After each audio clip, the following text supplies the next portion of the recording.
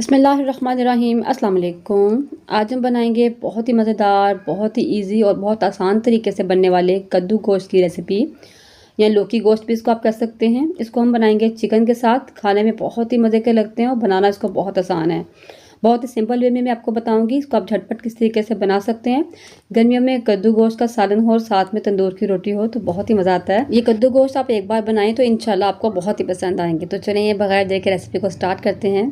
तो ये कद्दू गोश्त या लौकी गोश्त बनाने के लिए मैंने एक बर्तन ले लिया है। उसमें डालेंगे आधा कप घी। आप ऑयल भी डाल सकते हैं। इसमें शामिल करेंगे 2 मीडियम साइज़ के प्याज, जिसको मैंने जो है बारीक बारीक काट लिया है। प्याज को हमने फ्राई करना है। उसको हमने लाइट ब्राउन कर लेना है। बहुत ज़्यादा हम इसका कलर चेंज नहीं करेंगे, इसको बस हमने लाइट ब्राउन करना है। प्याज हल्का सा ब्राउन होगा तो इसमें हम डाल देंगे आधा कप पानी का और इसको हम कवर करके रख देंगे और इसको गलने के लिए छोड़ देंगे ताकि प्याज हमारा थोड़ा सा सॉफ्ट हो जाए और बिल्कुल अलग अलग सा नज़र ना आए। प्याज को थोड़ा सा ब्राउन करना ज़रूरी होता है। अगर आप इसको कच्चे कोई ग्राइंड कर लेते हैं तो उसमें से थोड़ी सी स्मेल भी आती है और थोड़ा सा कड़वा टेस्ट भी आता है। 5 से 7 मिनट पकने के बाद कवर हटाकर चेक कर लेंगे और अगर प्याज थोड़ा सा गला है तो ठीक है, नहीं तो दोबारा से कवर दे देंगे इसको, क्योंकि अभी इसमें पानी हल्का सा मौजूद है। मैं इसको दोबारा से कवर कर दूँगी ताकि और अच्छे से प्याज हमारा गल जाए।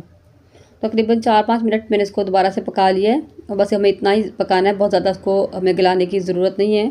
बाकी का जो प्याज हमारा चिकन डालने के बाद उसकी भुनाई करते हुए गल जाएगा। अब यहाँ पर मेरे पास आधा किलो चिकन है, मिक्स है, तो ये मैं इसमें शामिल कर दूँगी। थोड़ा सा इसको हम चिकन डाल के पकाएंगे। चिकन को हमने कलर चेंज होने तक पकाना है, थोड़ा सा भून लेना है और साथ साथ ही हम इसमें डाल देंगे अदरक लहसुन का पेस्ट, जो कि मेरे पास है 1 खाने का चम्मच। अब अदरक लहसुन का पेस्ट डाल के इसको हम थोड़ा सा भून लेंगे ताकि इसका कलर चेंज हो जाए, थोड़ा सा ही फ्राई हो जाए अदरक लहसुन के साथ। थोड़ा सा पकाने के बाद इसमें मसाले शामिल करेंगे। तो मैं डाल रही हूँ नमक 1 चाय का चम्मच, लाल मिर्च पाउडर 1 चाय का चम्मच, हल्दी 1/4 चाय का चम्मच, सूखा धनिया 1 चाय का चम्मच और ज़ीरा पाउडर हाफ़ टी स्पून यानी आधी चाय का चम्मच। इन सबको डाल के मिक्स कर लेंगे और अच्छे तरीके से हमने इसकी भुनाई कर लेनी है।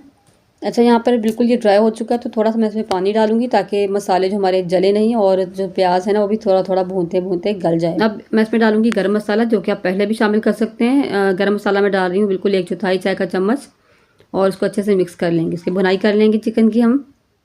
और चिकन को अच्छे से भूनने के बाद मेरे पास यहाँ पर 3 अदद टमाटर हैं, जिनका मैंने छिलका उतार कर पेस्ट बना लिया, इसमें डाल देंगे। पेस्ट बनाने से क्या होगा, टमाटर हमारे अच्छे तरीके से हमारा मसाला बन जाएगा, वरना टमाटर जल्दी गलते नहीं, मोटे मोटे से रहते हैं जो अच्छे नहीं लगते। अब इसको हम कवर करके रख देंगे ताकि चिकन हमारा थोड़ा सा गल जाए। चिकन को हमने फुली कुक नहीं करना क्योंकि हमने इसको कद्दू के साथ ही पकाना है, तो इसलिए चिकन को थोड़ा सा हम पकाएंगे। तो उसके बाद कवर हटा के हम इसका पानी जो है ना ड्राई कर लेंगे।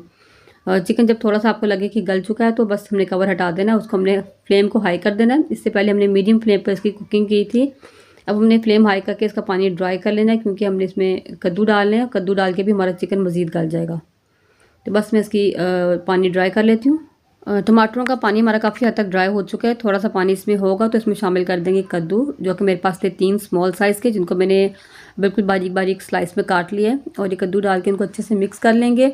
साथ इसमें डाल देंगे 2 से 3 बारीक कटी हुई हरी मिर्चें और थोड़ा सा पानी इसमें शामिल करके इसको हम कवर करके गलने के लिए छोड़ देंगे। कुछ पानी हमारा कद्दू भी छोड़ेंगे, लेकिन थोड़ा सा हम इसमें पानी डाल देंगे और इसको मिक्स करके इसको हम कवर करके रख देंगे, गलने के लिए छोड़ देंगे। कद्दू बहुत जल्दी गल जाते हैं और कुछ अपना पानी रिलीज़ करेंगे, उसी में अच्छे तरीके से गल जाएंगे।